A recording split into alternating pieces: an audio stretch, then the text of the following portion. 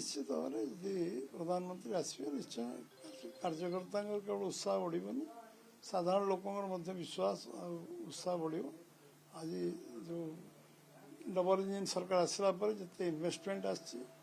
उत्कर्ष आसी प्रधानमंत्री सरकार हबार वर्ष भर सात थर गस्त कर 2 वर्ष भितर विभिन्न इम्पोर्टाट कार्यक्रम जोग देते निश्चित भाव में ओडिशा को समृद्ध करने ओडिशा को विकसित करने जो कार्यक्रम अच्छी प्रधानमंत्री गोटे सब सकारात्मक भूमिका रही सब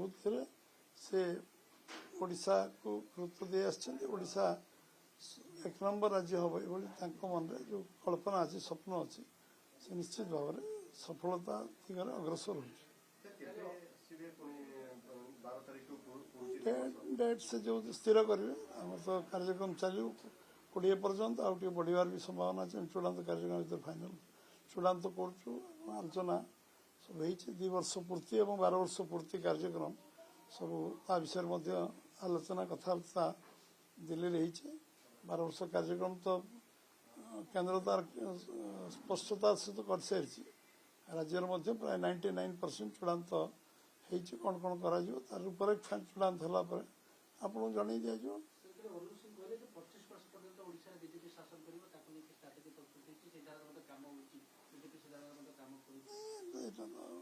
आप आगे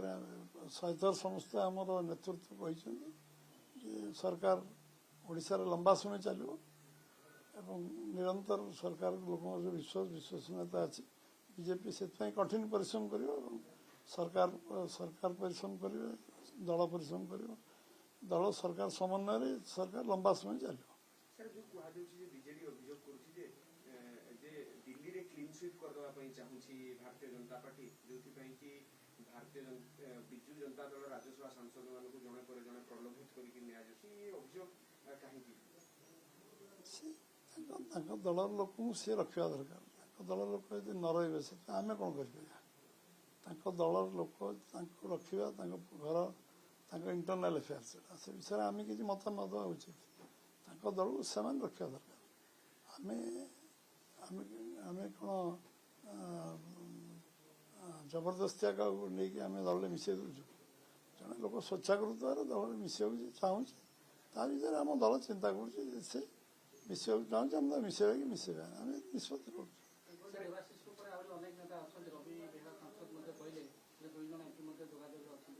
मो पाखे किसी खबर ना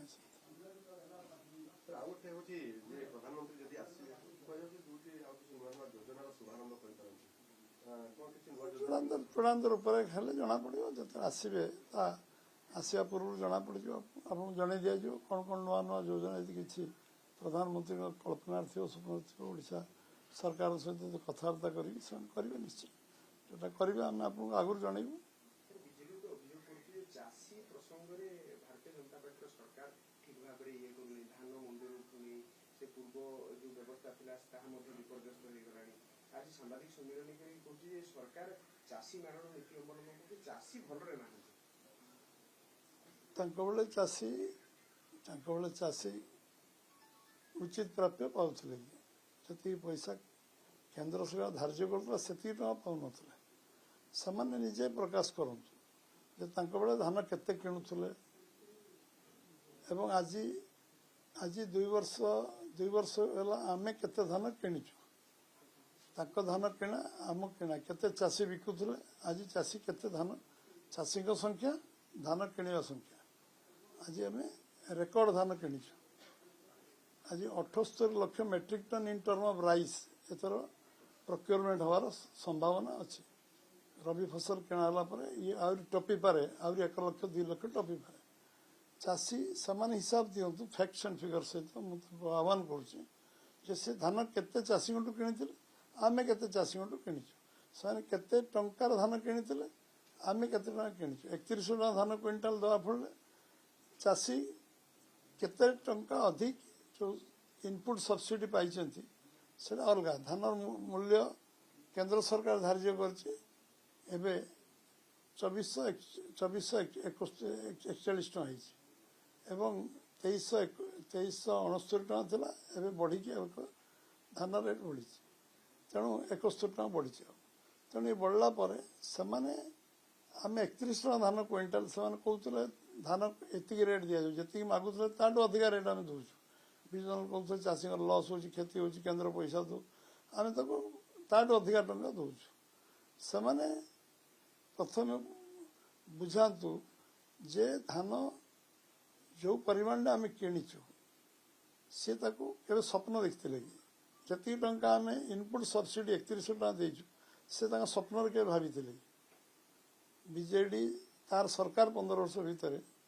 ଏକାକୀ ସରକାର ସମୟରେ କେବେ କଳ୍ପନା କରିଥିଲା କି? ଆମେ ତ ଧାନ ମୁଁ ମନ୍ତ୍ରୀ ଥିଲାବେଳେ ଧାନ ଅକ୍ସନରେ ମୁଁ କିଣୁଥିଲି, ପ୍ରତିଦିନ ରେଟ୍ ମୁଁ 754 ଟଙ୍କା ଧାନ ରେଟ୍ ମାତ୍ର ଥିଲା କ୍ୱିଣ୍ଟାଲ କେନ୍ଦ୍ର ସରକାର କଂଗ୍ରେସ ସମୟରେ। ମୁଁ 1100 ଟଙ୍କା 1200 ଟଙ୍କା 1990 ଟଙ୍କା ପର୍ଯ୍ୟନ୍ତ କୋଟପାଟରେ ଧାନ ମୁଁ କିଣୁଥିଲି ନିଲାମରେ ଅକ୍ସନରେ।